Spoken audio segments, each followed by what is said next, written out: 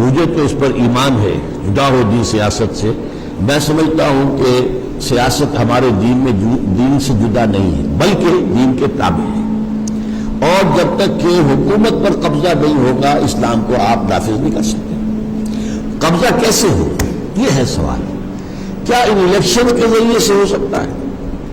اب یہاں آپ کی آبادی ون مین ون ووٹ، ایک بہت بڑا عالم دین شیخ الحدیث ہے، اس کا بھی ایک ہی ووٹ ہے، اور ایک جاہل ہے کچھ اور جیسا کا بھی ہے، وہ فاسق بھی ہے فاجر بھی ہے، اس کا بھی ایک ووٹ ہے. اور پھر یہ کہ ہمارے ہاں 70% ووٹر جو ہیں وہ جاگیرداروں اور زمینداروں کے انگوٹھے تلے بیٹھے ہوئے ہیں. تو یہاں پر الیکشن کے ذریعے سے یہ کام نہیں ہو سکتا، اور الیکشن سے کبھی انقلاب آیا ہی نہیں ہے. اور سیاست اصل میں آپ سمجھ لیجئے، سیاست صرف انتخابات کا نام نہیں ہے. سیاست کی میں تقسیم کیا کرتا ہوں، میری کتاب ہے استحکام پاکستان، اس میں نے وہ پوری تفصیل درج کی ہے. سیاست کو 2 حصوں میں تقسیم کر دی ہے، نظری سیاست، عملی سیاست. اب آپ کے جو صحافی ہوتے ہیں وہ سب سے بڑے سیاسی ہوتے ہیں.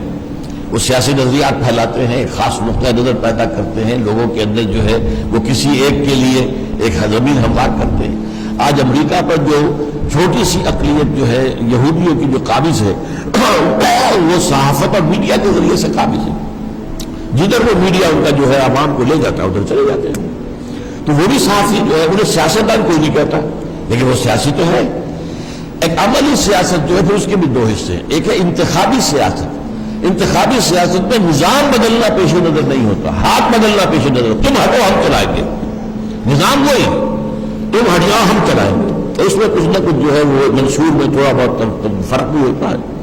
اب ڈیموکریٹس ہیں امریکہ کے اندر اور ریپبلکنز ہیں، کیا امریکہ کے نظام کے بارے میں ان کے اندر کوئی خلاف ہے؟ نظام کو سب مانتے ہیں کہ تو وہ اب نظام ہے اور آپ مانتے ہیں.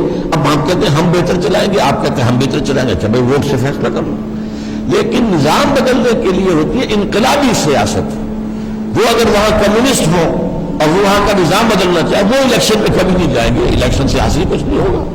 اس کے لیے جو سیاست ہے انقلابی سیاست، ہم اس میں ہیں.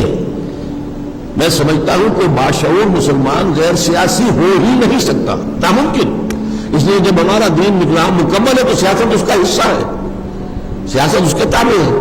لیکن سیاست میں نظری سیاست، عملی سیاست. عملی سیاست میں انتخابی سیاست اور انقلابی سیاست. اب انقلابی سیاست عرب جو ہوئی ایران کے اندر، تو کیا آیت اللہ خمینی جو ہے وہ انتخابات کے ذریعے سے وہاں حکومت میں آ سکتے تھے؟ سوچیے. میں نے تو ایک مثال دے دی تھی، وہ تو بہت دور کی تھی. حضور کے بارے میں تو ایسی بات کہتے ہوئے بھی ہمیں رکنا چاہیے. لیکن یہ تو ہمارے سامنے کی بات ہے.